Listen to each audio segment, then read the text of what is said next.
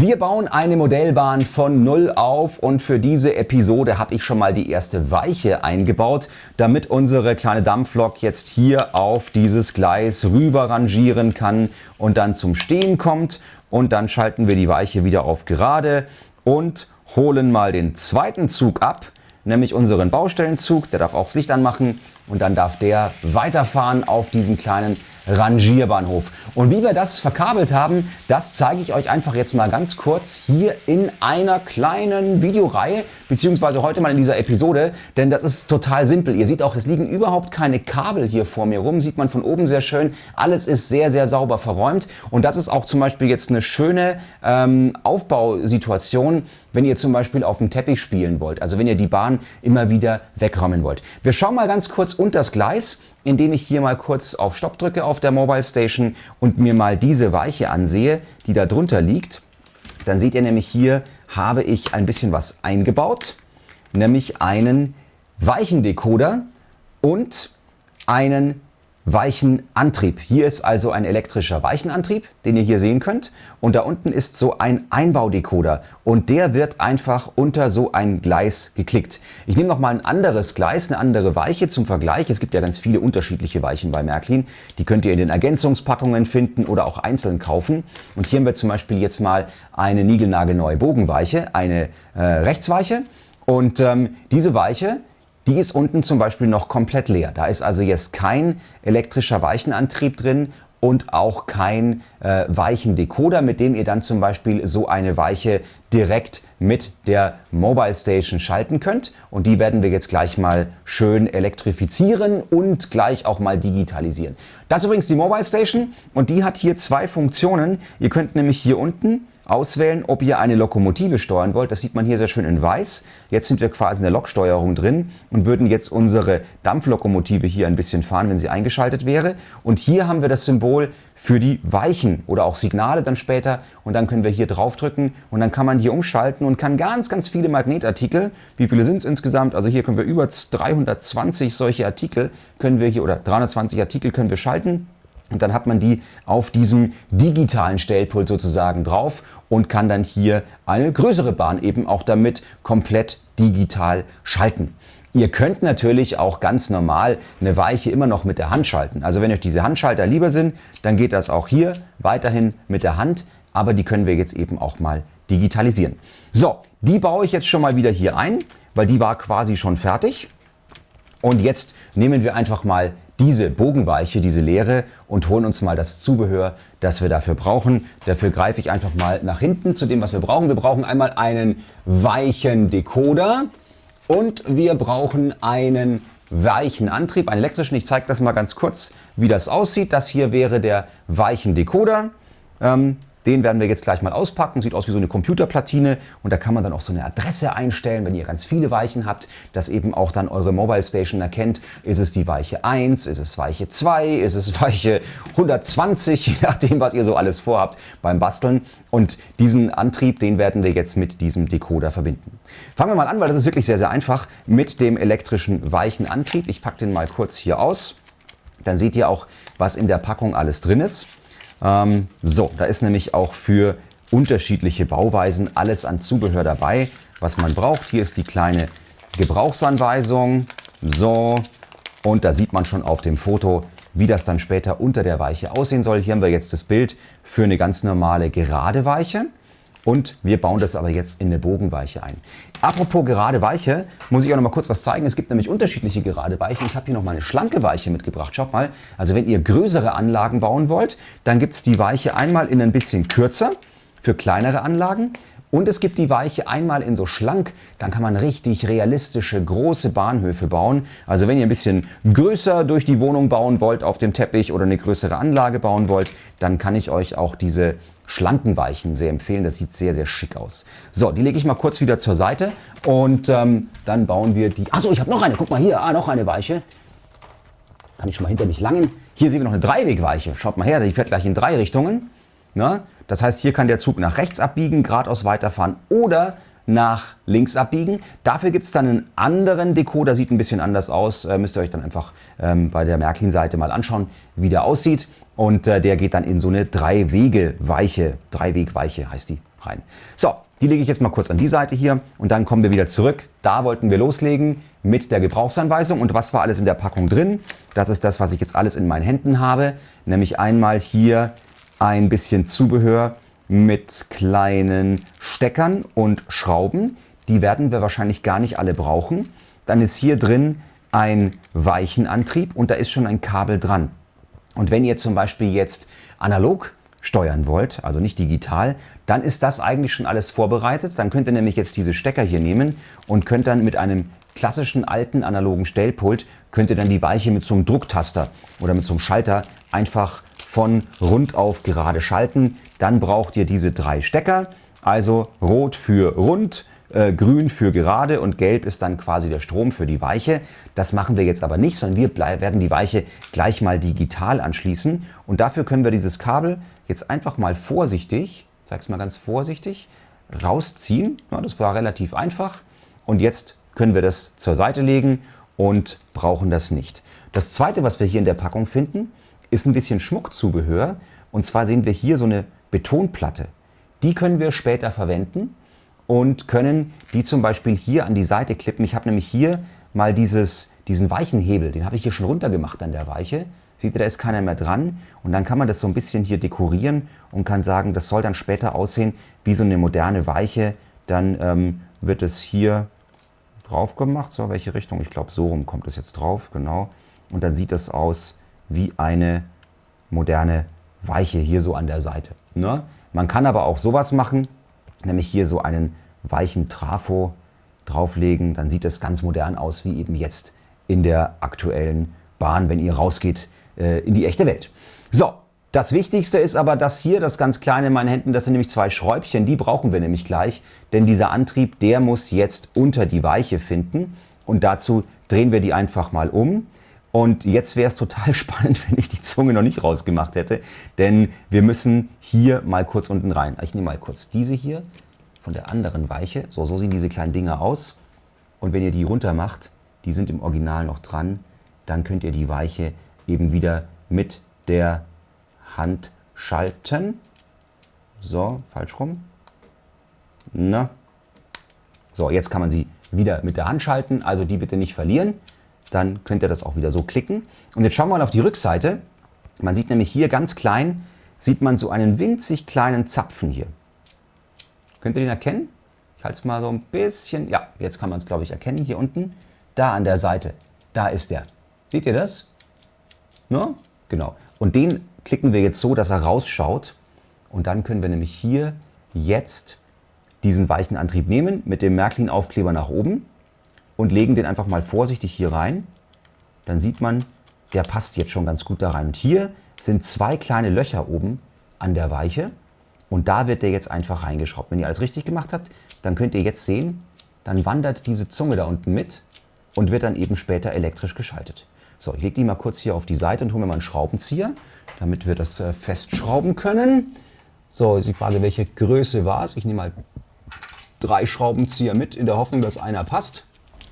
So, schauen wir mal, welches ist. Der hier, der fühlt sich gut an, der hebt. So, und das macht ihr am besten auf einem flachen Untergrund, deswegen lege ich das jetzt mal hier an die Seite. Oder macht mal hier ein bisschen Platz. Könnt ihr es gut erkennen? Ich zeige es mal von oben, vielleicht kann man es dann gut erkennen, wenn ich das hier reinschraube. Jetzt kommen wir nämlich hier an diese beiden Löcher. Da kommen jetzt einfach die Schrauben rein. Und dazu lege ich die jetzt einfach mal vorsichtig hier an. Und schau mal, ob ihr das sehen könnt. So, da ist die erste Schraube drin. Hier oben jetzt an der Seite. Ja, ich hoffe, man kann es einigermaßen erkennen. Hier an der Seite ist die erste Schraube. So, jetzt kommt die zweite Schraube hier an die Seite ran. Da unten und wird einfach fest verschraubt. Der Vorteil dabei ist das, dass wenn ihr eben jetzt später auf dem Teppichboden spielt und die Gleise immer wieder wegräumt, dann fallen euch die nicht raus, die Antriebe, sondern die sind da jetzt fest drin, ne, und schwuppeldi-wuppeldi, fallen eben nicht raus, wenn ihr die Weiche eben jetzt aufräumt. So, jetzt haben wir eigentlich alles richtig gemacht, aber so ganz schlau waren wir trotzdem nicht, denn wir müssen da ja wieder ein Kabel reinmachen und wenn wir das jetzt schon festgeschraubt haben, kommen wir da schlecht hin. Es geht trotzdem, aber im besten Fall baut ihr euch erstmal den Antrieb komplett auf mit dem weichen Decoder, mit dem digitalen, dann kommt ihr da besser hin. Das hier ist jetzt der digitale weichen Einbaudecoder, den ihr hier sehen könnt. Der ist hier in so einem Kunststoff verpackt und auch da ist eine Gebrauchsanweisung mit dabei. Die würde ich euch schwer empfehlen aufzuheben, denn da ist so ein kleines Adressbuch drin. Und zwar das Weichenadressbuch könnte man sozusagen das beschreiben. Und da stehen die ganzen Adressen drin, wenn ihr sehr, sehr viele Weichen habt, wie man die dann eben später programmieren kann. Denn hier gibt es so ein kleines Mäuseklavier, sagt man dazu auch, oder so ein Dip-Schalter. Und je nachdem, wie man die gleich setzt, hat die Weiche die Adresse 1, 2, 3, 4, 5, 6, 7, 8 und so weiter und so fort. Und wenn ihr zum Beispiel jetzt eine Weiche habt mit der Nummer, was haben wir denn hier? Wirklich 511, geht so weit rauf, okay. Bei DCC, ja, also gibt es 2 verschiedene Protokolle und im MM-Protokoll sind es, glaube ich, ein bisschen weniger. Dann kann man hier ganz viele unterschiedliche unterschiedliche Adressen einstellen und dann ist das oben immer diese Position dieser Schalter. Zeige ich euch aber gleich direkt an dem Decoder. Den bauen wir mal kurz ein, beziehungsweise schnippel ich ihn mal kurz auf. Meine Schere war hier. So, vorsichtig aufschneiden, damit ihr keine Kabel kaputt schneidet. So, das kann dann später weg. Und jetzt haben wir hier drin diesen Decoder, so sieht er aus. Das mal kurz an die Seite und da sind auch ein paar Kabel dabei. Und schaut ihr, dieses Kabel mit dem grünen Stecker unten an der Seite, das hier, das kommt jetzt in den Weichenantrieb hinein. Hier hinten seht ihr übrigens dieses Mäuseklavier, von dem ich gerade gesprochen habe. Das werden wir uns gleich genauer anschauen. So, jetzt nehmen wir die Weiche und dann seht ihr hier, oh ganz wichtig, hier seht ihr so eine kleine Einkerbung, so eine grüne. Kann man die erkennen? Sehr klein, gell? Ich halte es mal ganz ruhig hier rein. Hier ist so eine ganz kleine grüne Einkerbung und hier ist auch so eine Einkerbung, die muss jetzt von mir aus gesehen oben sein und dann kommt die da unten rein. Ihr seht, was ich gemeint habe mit dem Frickelig. Das ist jetzt ein bisschen gemein, wenn man vorher den Antrieb schon verschraubt hat. Also im besten Fall, wir machen ihn noch mal raus, es geht so schnell. Machen wir es uns ein bisschen leichter. Soll ja auch Spaß machen. So, und Schraube noch mal raus. Na, lieber beide, damit wir ihn nicht verbiegen. Das wäre schade. So, und jetzt nehmen wir den Antrieb noch mal heraus und jetzt sieht man das besser, wo das rein muss. Also hier an der Seite seht ihr jetzt diese Einkerbung und da schwuppeldiwupp geht der jetzt ganz leicht drauf. Ne, das war's. Wenn wir es jetzt eh schon in der Hand haben, können wir das zweite Kabel auch nehmen. Wir brauchen nämlich dieses hier aus der Packung, dieses rote, braune und gelbe Kabel. Das ist nämlich dann die Verbindung später für das Gleis, damit dieser Weichenantrieb auch Strom bekommt und dieser Decoder. Und das stecken wir jetzt hier an der Seite ein. Gleiches Prinzip, auch da gibt es wieder so eine kleine weiße Einkerbung. Und ihr seht, es geht es leicht rein, ist es richtig rum. Wenn es streng reingeht, dann bitte nicht weiter stecken, dann ist es nämlich falsch rum drin. Also wenn es ganz leicht sich reinschieben lässt, so wie hier, dann ist alles richtig. So, und jetzt habt ihr schon das quasi Ergebnis. So sieht das aus, wenn eine Weiche dann gleich digitalisiert wird mit einem elektrischen Weichenantrieb. So, jetzt machen wir das Spiel wieder von vorne. Schauen, dass die Zunge wieder rausschaut hier vorne. Das tut sie. Und stecken den da wieder vorsichtig rein. Legen ihn wieder hin. Ihr schaut wieder von oben zu. Und dann geht es hier rein mit dem Schraubenzieher an der ersten Seite. Ne? Und dann geht es rein hier oben an der zweiten Seite mit dem Schraubenzieher. Und auch das sollte ganz leicht gehen. Wenn es zu viel Zug hat, dann ist es eventuell ein bisschen verbogen oder ihr seid falsch. Also macht es lieber ein bisschen langsamer, dann ist das auch richtig drin. Und wenn ihr zu sehr bohrt, passt mir auf, dass ihr euch die kleinen Löcher nicht kaputt bohrt, die da. Das wäre schade. So, jetzt wird es super einfach. Schaut mal, weil der wird einfach hier reingeklickt. Da gibt es jetzt hier so einen Platz dafür, da vorne. Und da werden die einfach, ist das richtig? Ja, genau hier werden die jetzt reingeklickt. Da sind einfach so Einkerbungen drin. So sieht es bei einer Bogenweiche aus. Hier sieht man das ganz gut. Na? Und bei der anderen Weiche ist diese Einkerbung, dieser Klicker einfach an der anderen Seite drin. Da sieht man hier diese 3 kleinen Plastikstege. Und da können wir jetzt einfach auch diesen Decoder draufklicken. Ja, so ein bisschen draufdrücken. Und dann hält er auch, wenn das Gleis eben auf dem Boden liegt und man es wieder aufräumen möchte. Dann ist das ganz gut hier festgeklickt. Passt sich also wunderbar unter diesem C-Gleis von Märklin ein. So, ich mache es noch mal kurz weg, weil dann kommen wir leichter an die Kabel ran jetzt. kann man das auch wieder ganz leicht lösen. Und jetzt nehmen wir mal den Strom hier und schließen erstmal 2 Kabel an. So, rot, merkt ihr euch bitte, kommt auf die Seite, wo hier oben B steht. Hier steht B. Also ganz klein kann man das erkennen. Hier ist ein kleines B zu sehen unterm Gleis. Und hier steht 0. Und da oben steht auch nochmal B und 0 an der Seite. Und jetzt nehmen wir das rote Kabel und schließen das bei dem B an. Und das braune Kabel, das schließen wir auf der 0 an. So, mit diesen sogenannten Flachsteckhülsen wird das hier einfach auf diese kleine Zunge draufgesteckt, auf diesen Stecker hier von der Schiene, hier von dem Gleis. Und jetzt haben wir noch ein langes gelbes Kabel, das passt also wunderbar da oben hin auf das zweite B. Länger dürfte es auch nicht sein, das Gleis, sonst haben wir Schwierigkeiten. So, jetzt passt das hier ganz gut hin. Passt auf, dass ihr die Kabel nicht abbrecht und verzieht. Und jetzt können wir das wieder hier so draufklicken, wie wir das gerade eben schon hatten. So, stimmt's oder stimmt's nicht? Ja, fangen wir mit dem einen oben an. Und jetzt ist es richtig drauf. So, jetzt haben wir die Schiene hier, das Gleis, fertig angeschlossen. So, und jetzt können wir uns diesem kleinen Bauteil hier widmen, da unten an der Seite. Das ist jetzt eben dieses Mäuseklavier. Und da seht ihr jetzt, die sind alle nach unten gestellt, diese Schalter. Ne? Die sind alle nach unten. Und die machen wir jetzt einfach mal genau so in der Stellung, wie in der Gebrauchsanweisung beschrieben. Dazu schauen wir mal hinten rein, wie das hier so sein soll. Und wir machen jetzt einmal das als die erste Weiche, als hätten wir nur eine. Dann steht nämlich hier drin, der erste, also oben ist on und unten ist off. So, jetzt kann man es besser erkennen. Oben ist on, unten ist off. Und der untere, der 10. hier, der sagt, wenn es nach oben geht, ist es das sogenannte DCC-Protokoll. Und wenn es nach unten geht, dann ist es das Märklin-Motorola-Protokoll oder das FX-Protokoll. Das müsst ihr jetzt an sich euch nicht merken.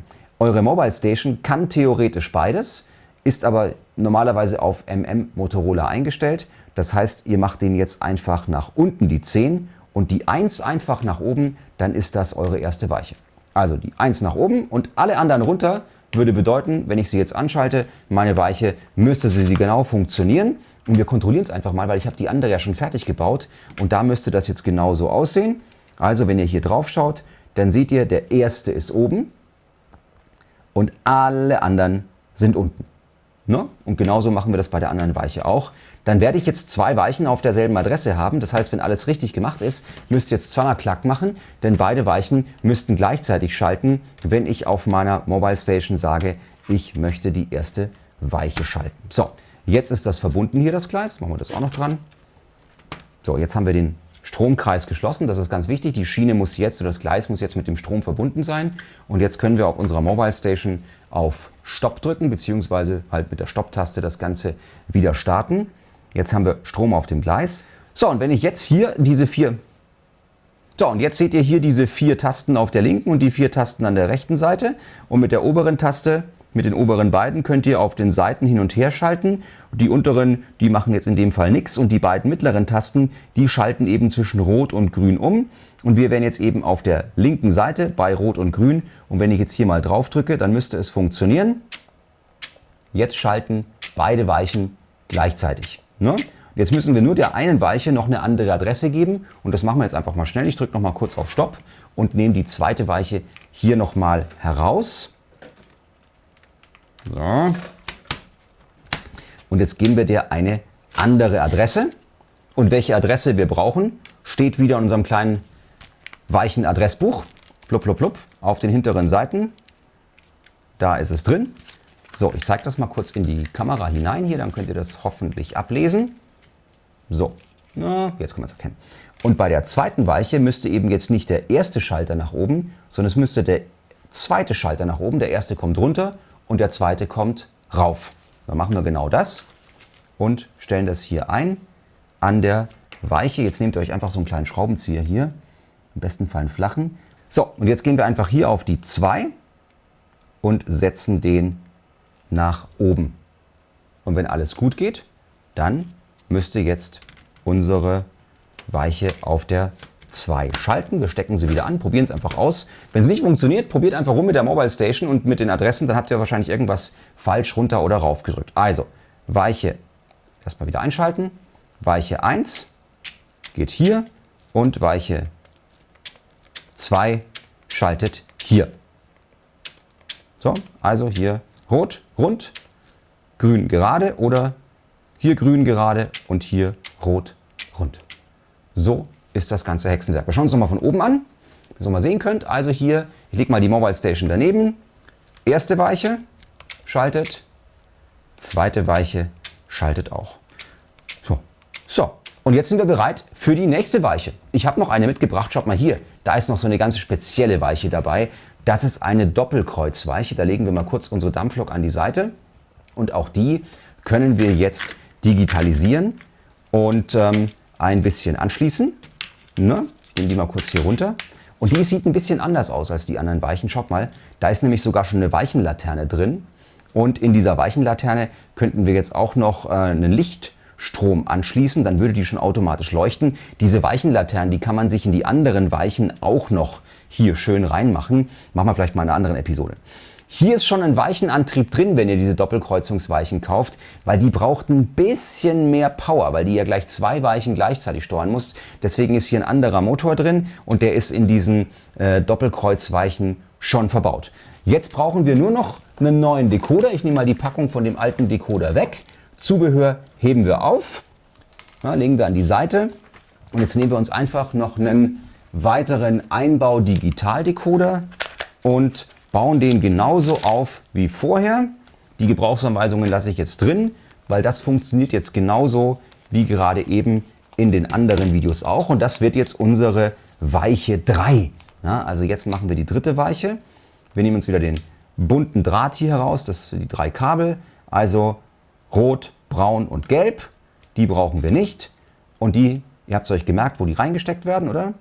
Wenn die leicht reingehen hier an der Seite, sind sie richtig. Geht streng rein, also ist es falsch rum. Dann stecken wir es um. Jetzt ist es leicht gegangen. Und jetzt nehmen wir unsere Doppelkreuzungsweiche. Jetzt wird es hier ein bisschen eng unterm Gleis. Jetzt müssen wir mal gucken. Also erstens fangen wir hier an. Und auch die könnten wir jetzt rausschrauben, damit wir besser rankommen. Können wir jetzt auch mal drin lassen und versuchen, ob wir da mit den Fingernägeln gut reinkommen. Ich mache das jetzt mal so, dass ihr das perfekt sehen könnt, aber damit es ein bisschen schneller geht, lege ich es mal kurz dahin und klicke das hier mal hinein. So.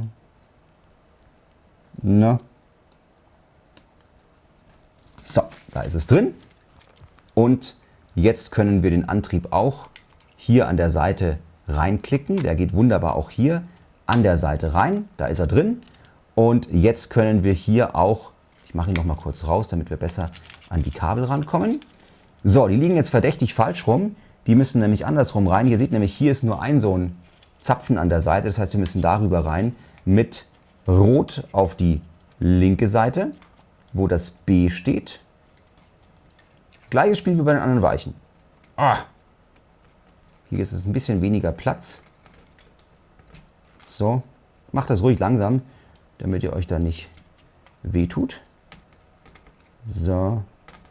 Da ist überhaupt keine Eile notwendig. So, nochmal hier rein. Na? Ja, steckt drauf.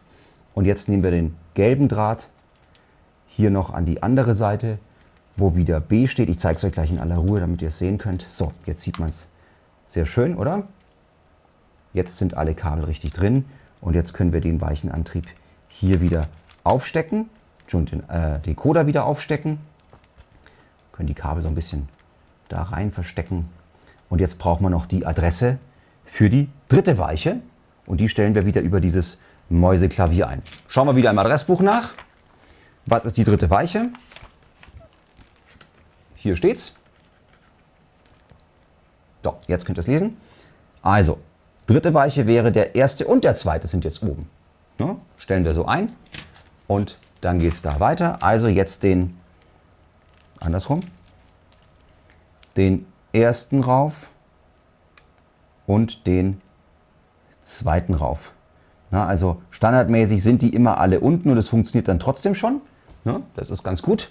Aber wenn ihr die einzeln einstellen wollt, dann eben genau wie im Adressbuch hier beschrieben.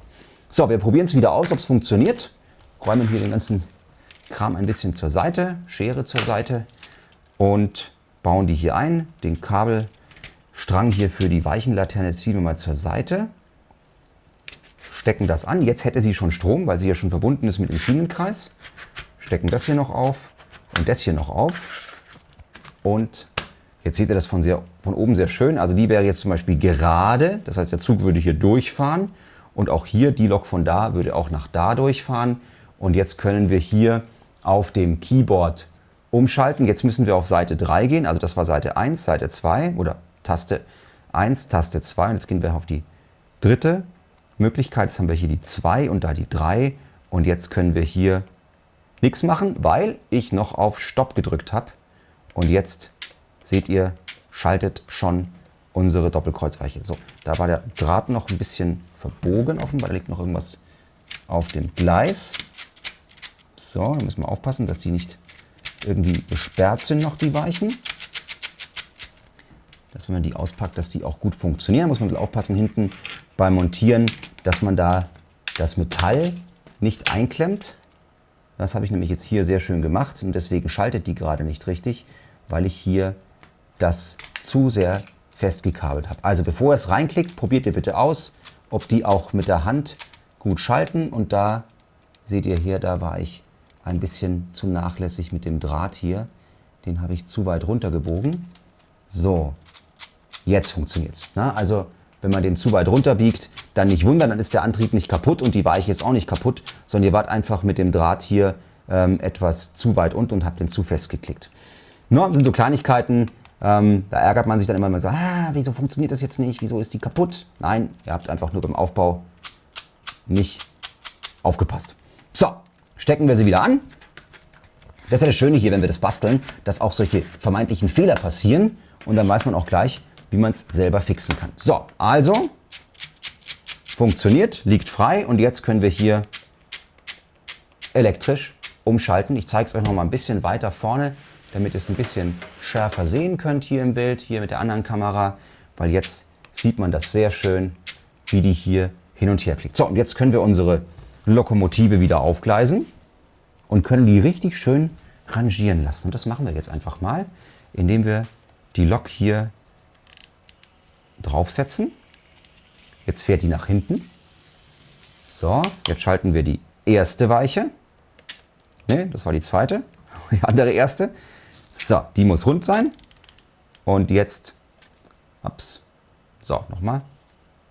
Na, da ist noch kein Strom auf dem Gleis. So, jetzt fährt sie nach vorne und kann hier schön rüberfahren. Richtungswechsel. Dritte Weiche und fährt zurück und kann hier sehr schön rangieren. Flupp und nochmal schalten. Und jetzt fährt sie nach oben auf das dritte Gleis und kann wieder schön zurückfahren. Lassen wir sie kurz anhalten, weil jetzt kommt unsere zweite Weiche noch. Jetzt kann sie nämlich hier schön auf das runde Gleis rüberfahren und ihre Runden drehen. Hui! Jetzt müssen wir anhalten. So funktioniert das Prinzip mit den Weichen, wenn ihr das alles mit der Mobile Station schalten wollt. Und ihr seht, es ist überhaupt kein Kabelsalat hier auf dem Gleisbild zu sehen. Alles ist schön verstaut. Man kann sich das mal von oben anschauen. So wird es dann bei euch als zum Beispiel auf der Teppichbahn ausschauen. Ihr könnt das aber auch jetzt sehr schön einfach auf eine Platte schrauben, so wie hier, und habt dann Spaß mit der Modelleisenbahn. So, und in der nächsten Reihe schauen wir uns jetzt nochmal die Signale an. Viel Spaß beim Nachbasteln. Jetzt müssen wir der Lok ein bisschen Platz machen hier, gell?